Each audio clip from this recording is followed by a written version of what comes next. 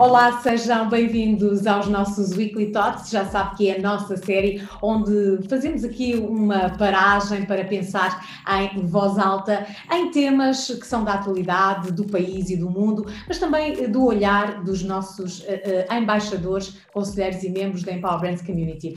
E neste episódio volta a juntar-se a nós, a partir de Tóquio, o nosso embaixador David Lopes, que é atualmente presidente da AEON Top Value, uma das grandes marcas de retalho do Japão e da Ásia. David Lopes, é tão bom, mas tão bom voltar a estar aqui contigo nestes pensamentos, nestes comentários semanais. Muito obrigado. É tão bom também voltar a estar mais perto do país com esta conversa e, portanto, muito obrigado pela oportunidade. E vamos falar de atualidade. Estamos aí, David, a ser confrontados com a subida de preços.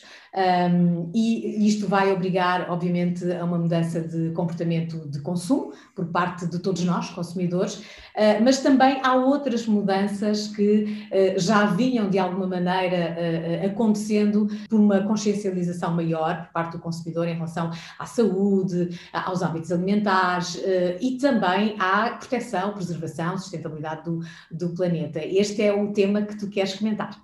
Quero. Ambas essas dimensões, o aumento de preços e a mudança no comportamento do consumidor, têm, de certa forma, uma ligação, têm as suas relações, as suas razões mais longínquas e mais próximas.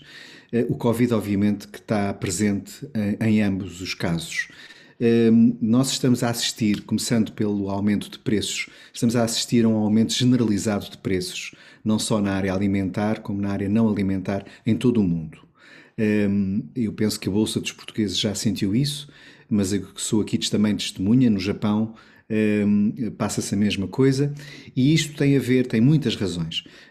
Vou só enumerar duas ou três que me parecem de senso comum e que nos devem manter muito atentos. Em primeiro lugar, temos uma consequência das alterações climáticas e, portanto, as catástrofes naturais, os períodos de seca prolongados ou de pluviosidade excessiva têm feito com que muitas das matérias-primas, e estamos aqui a falar do milho, do trigo, da soja, tenham atingido preços muito altos e inauditos mesmo, em alguns casos, nos mercados mundiais.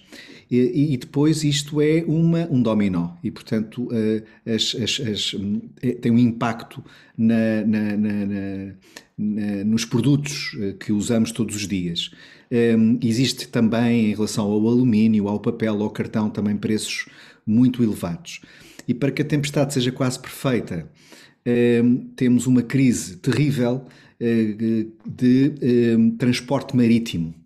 O chamado sea shipping está a preços nunca antes vistos, os preços chegaram a aumentar 50% e 70%, e há também uma falta muito grande de contentores no mundo, porque a determinado momento do transporte não havia capacidade e não havia mão de obra para descarregar os contentores, então eles foram abandonados nos portos, o que fez com que todo o supply chain, toda esta cadeia logística passasse a ser um verdadeiro pesadelo. Temos que estar preparados. Nós temos, se calhar aqueles que compramos produtos pela internet, estamos a ter essa experiência dos produtos chegarem muito atrasados, por exemplo, encomendas estarem sempre atrasadas, carros atrasados, não só por causa dos lítios das baterias, mas por outras razões também, mas é também essa a consequência. Só se prevê um início da normalização no primeiro trimestre do ano que vem. Estão a ser produzidos milhares e milhares de contentores para suprir os outros que foram abandonados nos portos. Mas depois há outras coisas. Olha, na Inglaterra está-se a viver uma crise dos motoristas e, portanto, também não há entregas. Quem estiver a planear comprar muitos dos presentes de Natal naturais desta season de Natal, eu diria que deve ficar desde já preparado para ou a não entrega ou uma entrega muito tardia. E, portanto, temos que nos precaver. Mas isto, obviamente, tem um impacto muito significativo na nossa vida. Em relação à outra dimensão da tua pergunta, e que tem a ver com as alterações de comportamento e do próprio consumidor, elas sempre existiram, mas ele, mais do que nunca, está também por razões de recessão da economia. Vamos lá ver, uma das preocupações que existe em relação à inflação, ligando uma coisa à outra, é que a inflação, uma pequenina inflação, a deflação é terrível para a vida de todos nós, porque é vender abaixo do preço de custo. E isso é a redução, a destruição do valor. Uma pequena inflação gera um pequeno crescimento. Uma muita inflação atira para a pobreza grandes faixas da população e faz mais uma coisa, retarda a retoma e não é um impulsionador de emprego. E, portanto, é essa a equação que estamos todos a olhar, é esperar que a inflação, de facto, não cresça ou não passe para uma fase em que é muito difícil de conter, digamos, em termos de consequência que tem na vida de todos nós, sobretudo dos mais desprotegidos. E por isso mesmo, esta é uma das alterações que o Covid trouxe, é de facto uma maior sensibilidade ao preço, por exemplo. Portanto, é uma espécie de uma cautela, uma prudência adicional que as pessoas têm em relação ao seu próprio consumo, às suas próprias opções de compra. Por outro lado, há uma preocupação grande que eu tenho a ver com todo este envolvimento ao nível da saúde e do bem-estar, do pessoal e do planeta. Eu diria que se acelerou aqui também muito essa dimensão. Mais do que nunca, nós temos dados, todos nós temos acesso a dados, os empresários têm acesso aos dados, as associações empresariais, industriais, os alunos, os professores, os jornalistas, os decisores políticos, sabem muitas das coisas que vão acontecer do ponto de vista demográfico, por exemplo, do ponto de vista da adoção de ferramentas da internet. Nós temos números absolutamente, nós sabemos quantos vamos ser em 2030 e, portanto, 8,3 bilhões, 60% vão viver em cidades, 50% da população vai estar em riscos de pobreza, 38 a 40% das pessoas vão ter excesso de peso. Isto, olhando para as tendências, 17, 18% da população mundial vai ter mais de 60 anos. Vai ser necessário, para sustentar a nossa forma de vida, 50% mais de criação de energia. Esperemos que limpa e renovável. E, portanto, há um conjunto de dados que têm a ver com as tendências que não são lineares, mas que são consistentes, e que esta crise pandémica acelerou. E, portanto, eu diria que aos decisores políticos, aos decisores empresariais, aos que gerem marcas, mais do que nunca é exigido que façam planos. Não é de curto prazo, é de médio e de longo prazo. E, portanto, essa é uma das grandes preocupações que eu deixaria aqui, partilharia aqui com a audiência. Uhum. Trazendo um bocadinho estes dados, lá está, para as estratégias das marcas, das empresas e das políticas que se têm que pensar para o futuro, não é? David, falando em mudanças, de facto estamos mesmo a viver um mundo de mudança. Também não podemos deixar de olhar para aquilo que foi os prémios Nobel da Economia, atribuído no passado dia 11 de outubro, e eu mais uma vez perguntava aqui, tendo em conta aquilo que foi o objetivo da entrega destes prémios, a estes 3 economistas, que pelos vistos se destacam também a pensar sobre o mundo do trabalho. Qual é aqui o valor daquilo que foi a análise, a pesquisa, a investigação destes economistas e de que forma é que também pode contribuir para uma mudança positiva?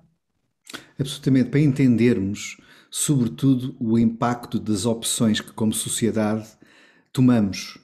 Estes 3 laureados,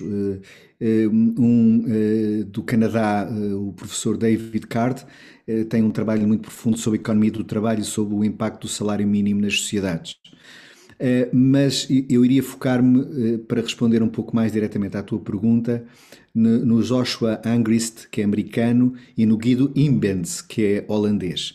E estes dois economistas trazem um trabalho metodológico e científico de grande valor para a economia dos dados, para entender a consequência das opções, tal como dizia, muitas delas, obviamente, decisões políticas. E, no fundo, o que eles trazem é uma relação, conseguem estudar relações causais. Questões como pode a educação de uma pessoa influenciar o seu salário no futuro e o bem-estar da sua família? Como pode a imigração afetar os níveis salariais e os níveis de emprego? Que efeito a longo prazo pode ter uma sociedade e um país, em termos de economia e de competitividade, se investir na educação de jovens pobres e desfavorecidos? No fundo, o que eles vão pegar, naquilo que nós costumamos chamar um lago de dados, é retirar de lá, não sem critério, os dados, mas criar uma relação causal entre os resultados de um grupo específico que foi, digamos, abrangido por determinadas políticas e fazer a sua avaliação.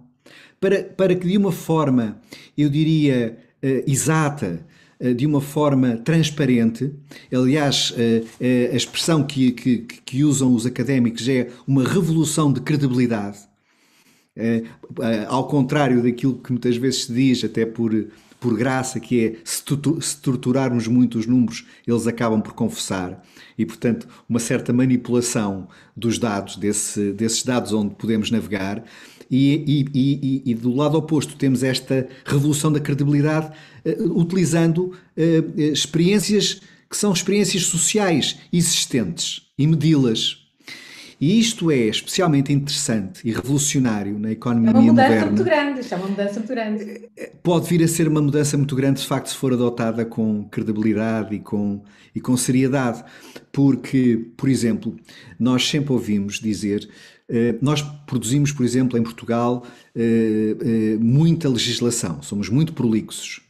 Mas até um dos preceitos da lei é que as leis que são criadas devem ser avaliadas ao fim de um determinado momento. Está no preceito da técnica legística e das regras dos órgãos de soberania que emitem leis.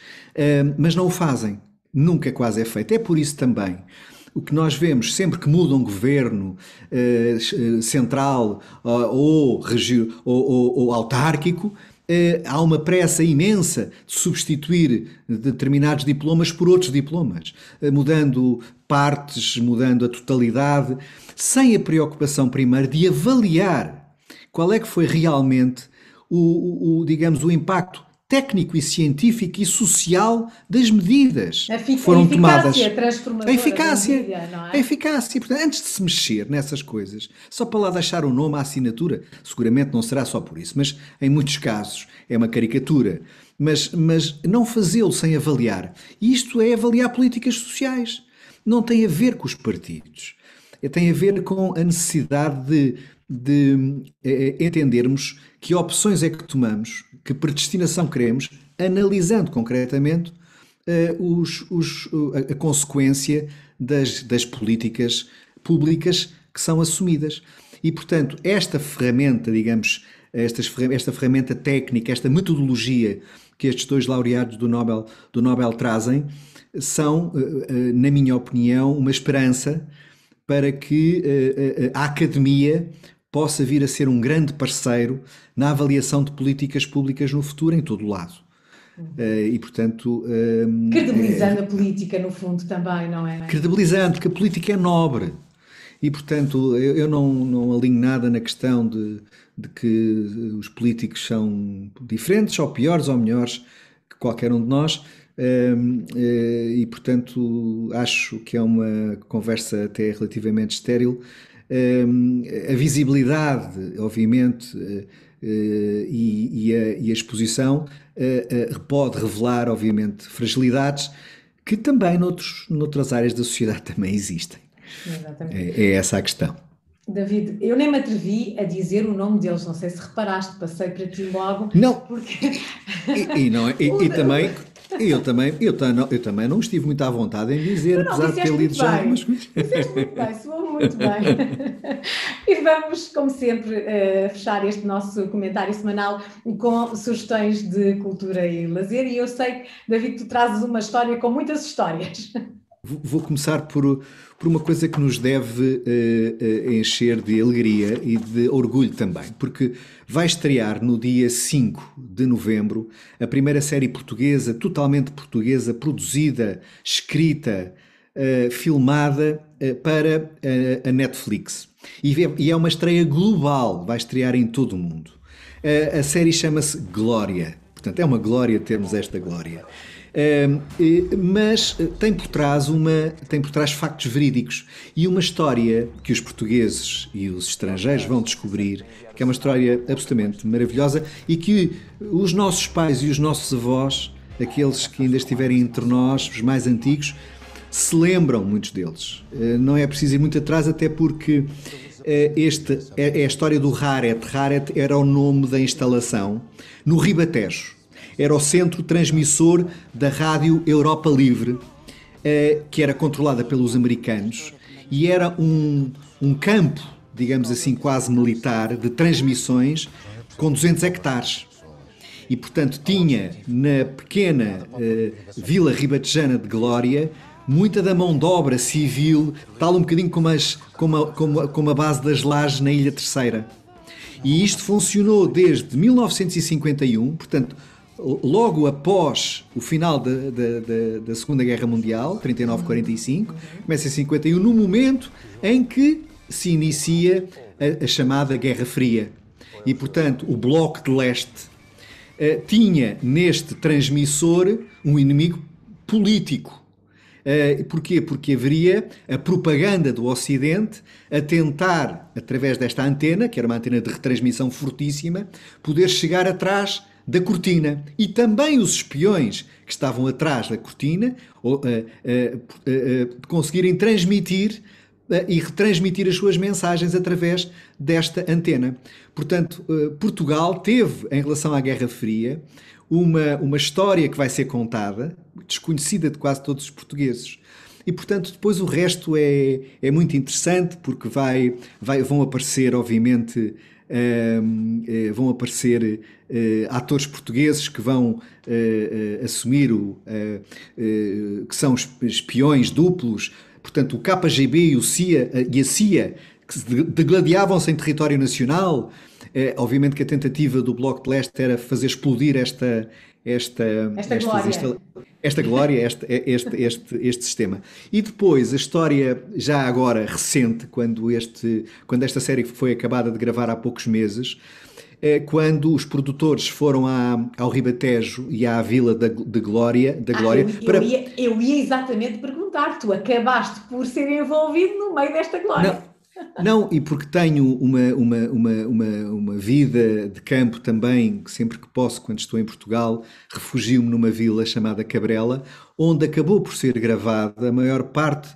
Isto é tudo, não há filmagens de estúdio nesta série, é tudo filmado em ambiente real, seja interior, seja exterior.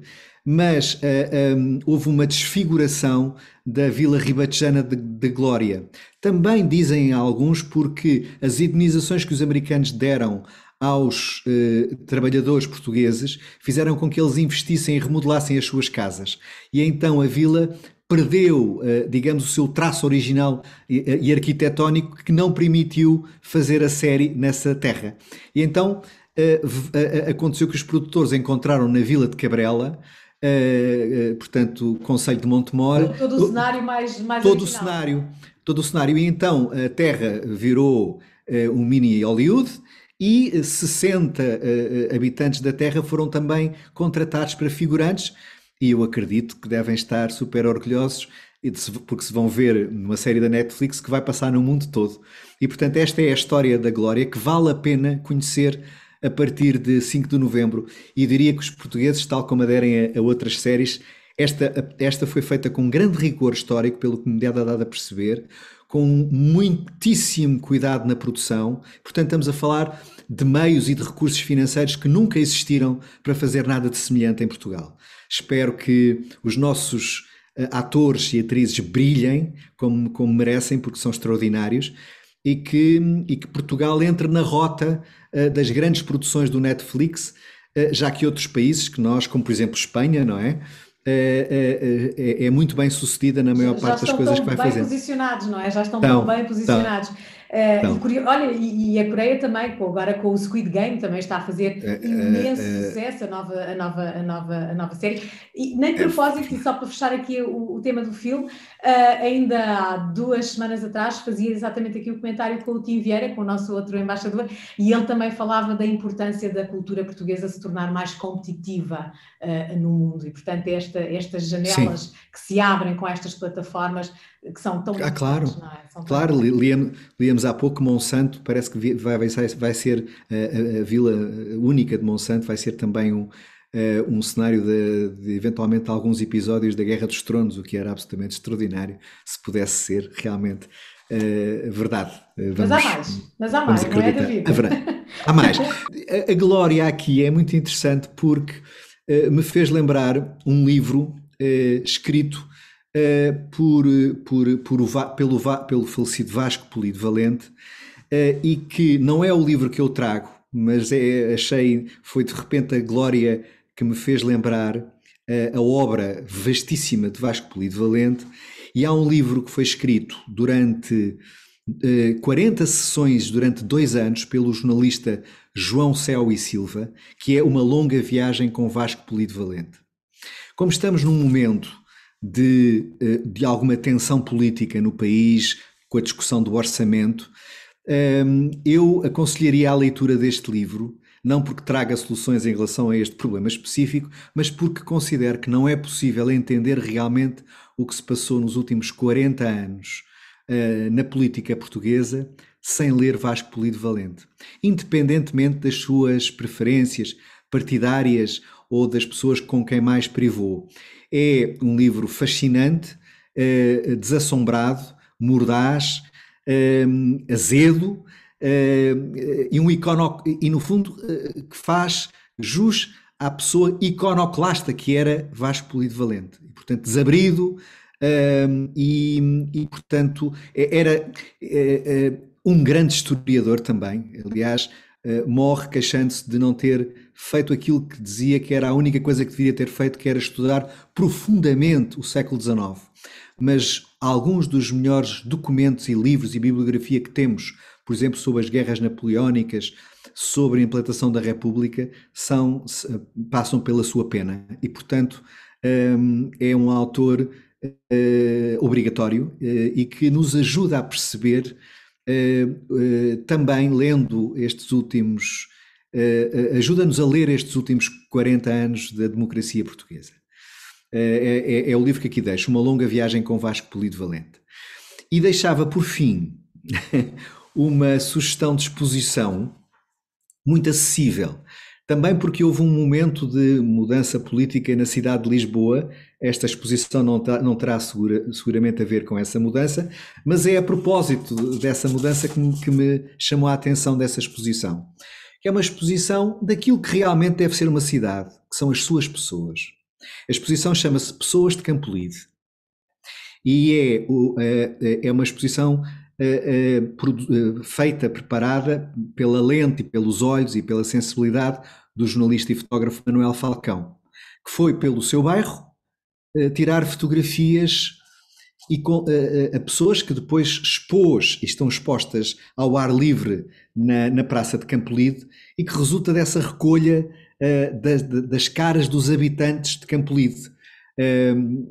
Algumas conhecidas, eu lembro-me até há cerca de 2 anos atrás de encontrar várias vezes a almoçar em Campolide, numa tascazinha de esquina, o maestro Vitorino de Almeida. Depois descobri que ele vive ali na Rua Arco do Carvalhão. Descobri também agora recentemente porque ele é uma das caras retratadas, que o Fernando Alvim também mora ali em Campolide. Mas depois o senhor Francisco, que é polícia da 91ª Esquadra, a senhora Liudomila dos Alfinetes ou o senhor Luís da cooperativa. E, portanto, o que me parece absolutamente extraordinário é esta democracia de exposição que coloca todos por igual, todos a viver no mesmo bairro e o mesmo bairro. Um bairro que não deixa de ser um grande bairro típico de Lisboa, onde ainda conseguimos encontrar relações muito próximas, tal como ainda existem bolsas resistentes na cidade que ainda não foram desvirtuadas. E, portanto, é a sugestão que eu deixo, é gratuita, e até existe mesmo à porta um elétrico que dá ali a volta e que faz um trajeto absolutamente maravilhoso, que é do Largo de Campolide, onde está a exposição, até ao Largo de Camões. E, portanto, foi uma linha reativada há cerca de 3 anos. E com esta sugestão. E é de aproveitar, até porque temos dias bonitos, ainda temos calor em Lisboa, ainda temos sol, portanto, penso que será uma ótima ideia para um fim de semana, e para um fim de semana para visitar também Lisboa. Lisboa é tão bonita, não é? Eu costumo dizer que os estrangeiros que nos visitam ficam absolutamente fascinados, e nós que cá vivemos em Portugal, às vezes pouco tempo, não é? Damos às nossas cidades. É verdade. E tu deves estar cheio de saudades também, não é, David? Saudades todos os dias, das pessoas, sobretudo, não é? Obviamente o clima ajuda muito, e obviamente a gastronomia, apesar daqui no Japão se comer muito bem, mas não há nada como a nossa casa. Não há nada como a nossa comida. David, para matarmos saudades, vamos voltar a encontrar-nos aqui brevemente, eu conto contigo. Gostamos imenso de te ter aqui a pensar em voz alta connosco e a ajudar também a colocar os nossos pensamentos em grande atividade para refletir sobre questões que são importantes e que não podemos deixar, obviamente, de pensar nelas. Muito obrigada, um beijinho muito grande a partir de Lisboa. Muito obrigado. Um beijinho para todos. Obrigada, David. Já sabe que, quanto a nós, pode continuar a acompanhar sempre os nossos pensamentos em voz alta na série Weekly Thoughts. Basta ativar as suas notificações e não se esqueça de subscrever também o canal, é muito, muito importante. Deixo-lhe como sugestão a nova série Mudar para Melhor, que estreou com Fátima Lopes. Pode ver já o primeiro episódio. Aproveite. Fique bem.